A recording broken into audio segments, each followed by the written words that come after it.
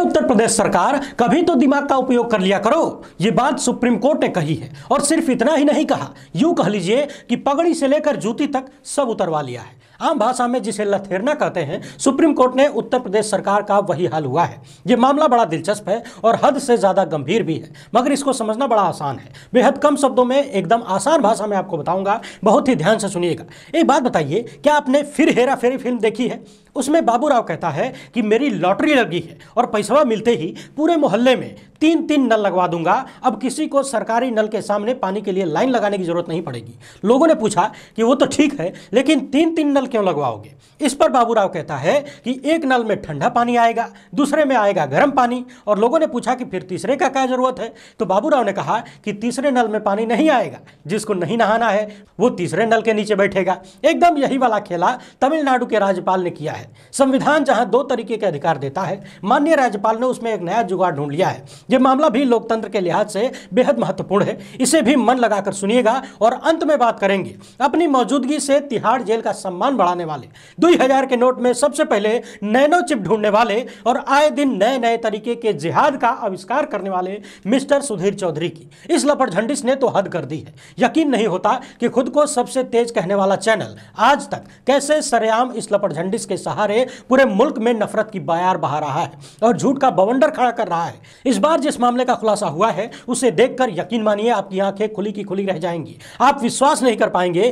कि कैसे prime time का एक एंकर भारतीय संविधान की ऐसी की तैसी करके देश के सामने इतना बड़ा झूठ और फ्रॉड का प्रोपेगेंडा कर रहा है। इन सभी मुद्दों पर विस्तार से बातचीत शुरू करने से पहले आप सभी से अनुरोध है कि यदि आप हमें पहली बार देख रहे हैं तो फेसबुक पर हमारे पेज को फॉलो और लाइक कर लीजिए, यूट्यूब पर सब्सक्राइब करके घंटा जरूर बजाइएगा। देश को गोदी मीडिया के जहरीले और झूठे प्रोपेगेंडा से बचाने में यदि आप हमारा साथ दे सकते हैं तो इस क्यूआर कोड या फिर इस मोबाइल नंबर का प्रयोग करते हुए हमें आर्थिक मदद भेजने का प्रयास करें। प्रधानमंत्री जी को बदनाम करने की सुपारी किसने ले रखी है, इस बात का तो कहीं कोई प्रमाण नहीं है, लेकिन बड़े बड़े धन्ना सेठ के जो बड़े बड़े चैनल हैं, उन्होंने देश को तोड़ने, बर्बाद करने और आग लगाने की सुपारी निश्चित ले रखी है और इसके बहुत सारे प्रमाण उपलब्ध हैं। एक प्रमाण तो इस वीडियो में भी देखने के लिए मिलेगा। अब सबसे पहले आपको बिना पानी वाले नल के नीचे बैठा लेते हैं, इसके बाद 2 अन्य महत्वपूर्ण मुद्दों पर बात करेंगे। तमिलनाडु विधानसभा में सोमवार को एक प्रस्ताव पारित करके केंद्र और राष्ट्रपति से यह गुहार लगाई गई है कि विधानसभा द्वारा पारित विधेयकों को मंजूरी के लिए जब राज्यपाल के पास भेजा जाए तो राज्यपाल उसे कितने दिनों तक रोक सकते हैं, यानी समय सीमा तय की जाए। आपको बता दें कि पिछले कई सालों से केंद्र की मोदी सरकार पर यह आरोप लग रहे हैं कि राज्यपालों को विपक्ष की सरकारों के खिलाफ प्रयोग किया जा रहा है। अब सबसे पहले एक तकनीकी पहलू समझ लीजिए। संविधान में यह व्यवस्था दी गई है कि जब भी किसी विधानसभा द्वारा कोई विधेयक राज्यपाल को भेजा जाता है तो राज्यपाल उसे अस्वीकार नहीं कर सकते। उनके पास 2 रास्ते होते हैं, या तो वो उसे स्वीकृत कर देते हैं या फिर उस पर कुछ आपत्ति या टिप्पणी करके वापस कर देते हैं। लेकिन दोबारा यदि विधानसभा उसको भेजती है तो राज्यपाल को स्वीकृति देनी ही पड़ती है। और इसके अलावा जो उपाय है वो है कि राज्यपाल उस विधेयक को राष्ट्रपति के पास विचार के लिए भेज दें। लेकिन अब तमिलनाडु के राज्यपाल RN रवि जी ने पिछले दिनों एक नया विवाद खड़ा कर दिया और कहा कि राज्यपाल के पास 3 विकल्प होते हैं। पहला है स्वीकृति, दूसरा है अनुमति को रोक लेना और तीसरा है राष्ट्रपति के लिए सुरक्षित कर देना। इनमें एक जो अतिरिक्त उन्होंने बताया है वो है अनुमति को रोक देना, यानी कि अटका देना, रोके रखना, कोई जवाब न देना, क्योंकि राज्यपाल किसी विधेयक को कितने दिनों में स्वीकृति देंगे इसका कोई प्रावधान नहीं है। संविधान में कोई समय सीमा तय नहीं की गई है। अब आपको बता दें, दवार की खबर के अनुसार सितंबर 2021 से पद ग्रहण करने के बाद तमिलनाडु राज्यपाल के पास मंत्रिमंडल द्वारा भेजा गया लगभग 20 विधेयक मंजूरी के लिए पड़ा हुआ है, लंबित पड़ा हुआ है। इसे लेकर तमिलनाडु के मुख्यमंत्री ने राज्यपाल पर आरोप लगाया है कि राज्यपाल अपनी सनक और पसंद के कारण कुछ विधेयकों को मंजूरी नहीं दे रहे हैं। मुख्यमंत्री स्टालिन ने यहां तक आरोप लगा दिया कि राज्यपाल ने राजभवन को राजनीतिक भवन में तब्दील कर दिया है और यह भी कहा कि तमिलनाडु के राज्यपाल यहां के लोगों के कल्याण के खिलाफ काम कर रहे हैं। MK स्टालिन का कहना है कि मैं ये नहीं कह सकता कि राज्यपाल को संविधान की जानकारी नहीं है, लेकिन उनकी राजनीतिक निष्ठा जो है वो संविधान के प्रति उनकी वफादारी पर भारी पड़ रही है। यानी कि स्टालिन ने यह कह दिया कि राज्यपाल के पद पर बैठने के बावजूद राज्यपाल संविधान के प्रति नहीं बल्कि भारतीय जनता पार्टी की मोदी सरकार के प्रति अधिक निष्ठावान है और उनके इशारों पर राज्य की सरकार को परेशान कर रहे हैं, काम नहीं करने दे रहे हैं। आप तमिलनाडु की इस घटना को दिल्ली के मुख्यमंत्री और LG के बीच विवाद को लेकर भी समझ सकते हैं। इन सब के बाद तमिलनाडु के मुख्यमंत्री ने केंद्र सरकार और राष्ट्रपति से अनुरोध किया है कि राज्यपाल किसी विधेयक को कितने दिनों तक रोक सकते हैं, कृपया इसकी समय सीमा तय की जाए। सोचकर देखिए, राज्य सरकार सरकार कोई नियम कानून बना रही है, कुछ काम करना चाहती है, राज्यपाल उसे सालों तक लटका कर रखे रहे। क्या यह संविधान के प्रति, देश की जनता के प्रति नकारात्मक निष्क्रियता नहीं है? अब पहले आपको इस आदमी के द्वारा किए जा रहे भारत को तोड़ने के भयंकर षड्यंत्र का नमूना दिखाते हैं। इसे बहुत ही ध्यान से देखिएगा और इसके बाद सुप्रीम कोर्ट में किस तरह से यूपी सरकार को तगड़ी वाली लताड़ लगी है उसे देखकर जाइएगा। जैसा कि आप सब जानते हैं, इन महाशय का एक ही काम रहता है। पिछले 9 सालों से इन्होंने बस एक काम किया है, किसी भी मुद्दे में मुसलमान और जिहाद ढूंढना। मुद्दा ना भी मिले तो मुद्दा बना देना। थूक जिहाद से लेकर जमीन जिहाद तक, जनसंख्या जिहाद से लेकर लव जिहाद तक इस आदमी ने जिहाद में पूरी पीएचडी ही कर डाली।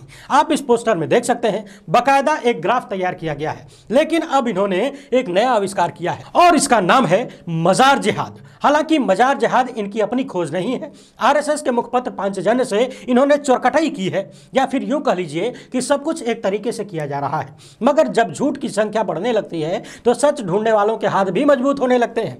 न्यूज लॉन्ड्री ने इस व्यक्ति के झूठ का पर्दाफाश करते हुए कथित मजार जिहाद का पूरा कच्चा चिट्ठा सामने रख दिया है। सबसे पहले आप ये जान लीजिए कि सुधीर ने अपने कार्यक्रम में कहा क्या था। आज तक पर बोलते हुए सुधीर चौधरी ने कहा कि उत्तराखंड में बहुत बड़ी संख्या में गैर कानूनी मजारे बनाकर सरकारी जमीनों पर अतिक्रमण किया जा रहा है। यह पूरे देश में बिजनेस मॉडल बन चुका है, जिसके तहत पहले पीर बाबा के नाम पर एक नकली मजार बना ली जाती है, फिर धीरे धीरे उसके आसपास के पूरे इलाके को घेर लिया जाता है, जमीनों पर कब्जा कर लिया जाता है। इस पूरे कार्यक्रम में सुधीर चौधरी और सबसे तेज आज तक ने सांप्रदायिक दुर्भावना और गलत जानकारी देकर पूरे देश को भ्रमित करके नाले में ढकेलने का काम किया है। इतना ही नहीं, इस कार्यक्रम में सुधीर चौधरी ने यह भी कहा कि इन मजारों पर बुलडोजर चलाने की किसी की हिम्मत नहीं है, क्योंकि हमारे देश में धन बहुत बड़ा हथियार है। मगर आपको बता दें कि इस मामले को लेकर उत्तराखंड की सरकार ने सार्वजनिक जमीन और वन भूमि पर अवैध धार्मिक निर्माण को लेकर एक सर्वे कराया था।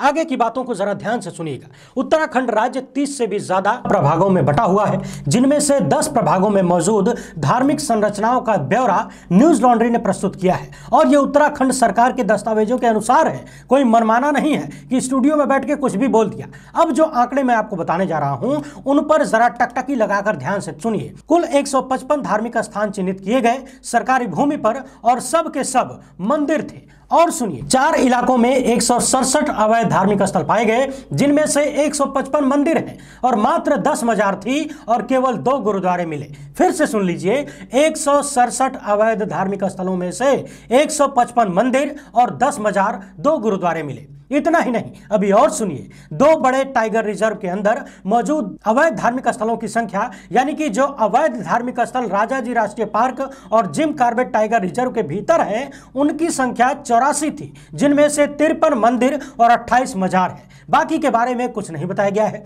धार्मिक स्थल के नाम पर सार्वजनिक जमीनों पर कब्जा ये सभी धर्मों के लोगों द्वारा किया जा रहा है और ये आंकड़े बता रहे हैं कि आगे कौन है और पीछे कौन है, कौन ज्यादा कब्जा कर रहा है। मगर इन सब के बावजूद सुधीर चौधरी ने एक धर्म विशेष को टारगेट करते हुए दूसरे धर्म के लोगों के मन में मजारों के खिलाफ नफरत पैदा करने की कोशिश की और पूरे देश में झूठ फैलाने का षड्यंत्र किया। मगर सवाल यह है कि जो केंद्र की मोदी सरकार सोशल मीडिया पर झूठ पकड़ने के लिए पीआईबी को नए नए कानून बनाकर नई नई ताकत दे रही है, असीमित ताकत दे रही है, क्या वो केंद्र की मोदी सरकार गोदी मीडिया पर चल रहे इतने बड़े बड़े नफरती झूठों पर कोई कार्रवाई करेगी? कोई कार्रवाई नहीं होगी, क्योंकि झूठ बोलने वालों को यह मालूम है कि सैया है कोतवाल या फिर पप्पा है कोतवाल तो डर काहे का, और जिस दिन कार्रवाई का डर हो जाएगा ये सब लाइन पर आ जाएंगे। आप पिछले कई सालों से देख रहे हैं कि अलग अलग सरकारें किसी भी मामले में कहीं राष्ट्रीय सुरक्षा कानून यानी एनएसए लगा देती हैं, कहीं यूएपीए लगा देती हैं और सामने वाले को प्रताड़ित करने के लिए इन कानूनों का सरेआम दुरुपयोग चल रहा है। समाजवादी पार्टी के नेता के खिलाफ राजस्व बकाया का मामला था,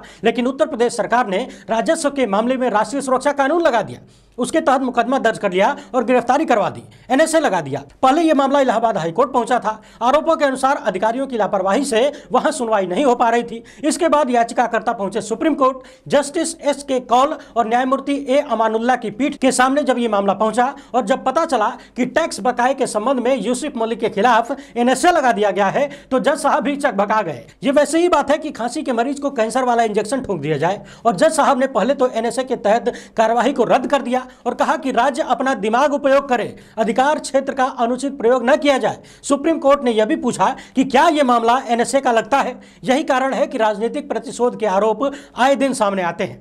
आगे सुप्रीम कोर्ट के जज ने कहा कि यह दिमाग के गैर अनुप्रयोग और अधिकार क्षेत्र के अनुचित अभ्यास का मामला है। याचिकाकर्ता को तुरंत स्वतंत्र किया जाए। सोच कर देखिए, सुप्रीम कोर्ट अलग अलग सरकारों को आए दिन और खासकर बीजेपी सरकारों को सबक सिखा रहा है, डांट रहा है, फटकार रहा है, लताड़ रहा है, मगर कानूनों के दुरुपयोग के मामले में ऐसा लग रहा है कि राज्य सरकारों ने न सुधरने की कसम खा रखी है। एक बार फिर से आप सभी से अनुरोध है कि यदि पहली बार देख रहे हैं तो चैनल को फॉलो और सब्सक्राइब कर लीजिए। वीडियो को ज्यादा से ज्यादा लोगों तक पहुंचाइएगा। हमसे जुड़ने के लिए बहुत बहुत धन्यवाद। जय हिंद।